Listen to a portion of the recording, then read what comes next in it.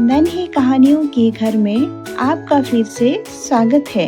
मैं आपको एक छोटे से गांव की कहानी सुनाती हूँ। एक बार की बात है, सुबह का समय था। ठंडी हवा चल रही थी, खेतों में हरियाली चमक रही थी और गांव के लोग अपने रोज के कामों में लगे हुए थे।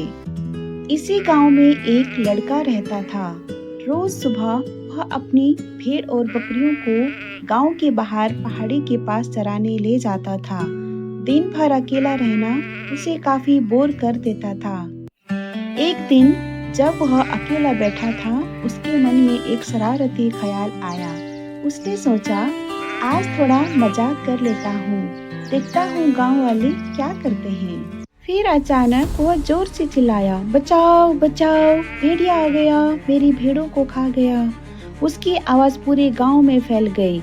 आवाज सुनते ही गांव वाले लाठी डंडे और औजार लेकर भाग पड़े, लेकिन जब वे पहाड़ी पर पहुंचे, ना कोई भेड़िया था और ना ही किसी भेड़ को नुकसान हुआ था।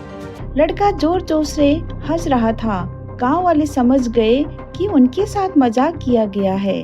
उन्होंने गुस्से में कहा, झूठ बोलना अच्छी बात नहीं है, दोबारा ऐसा मत करना।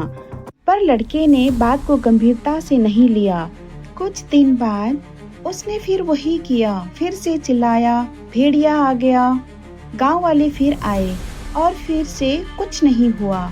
अब गांव वालों का भरोसा टूट चुका था। उन्होंने सोचा, यह लड़का हमेशा झूठ बोलता है।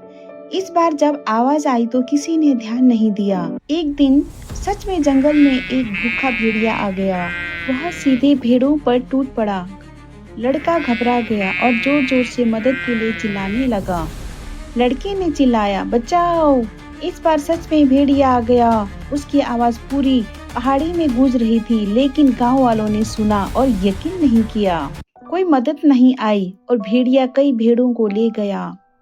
लड़का पहाड़ी पर अकेला रह गया। उसकी आंखों में आंसू थे और दिल में गहरा पछतावा था।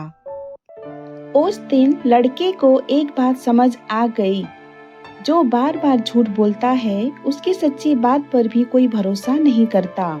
इस कहानी से हमें यह शिक्षा मिलती है कि बार बार झूठ बोलने से एक दिन सच भी अपनी कीमत खो देता है। Thank you.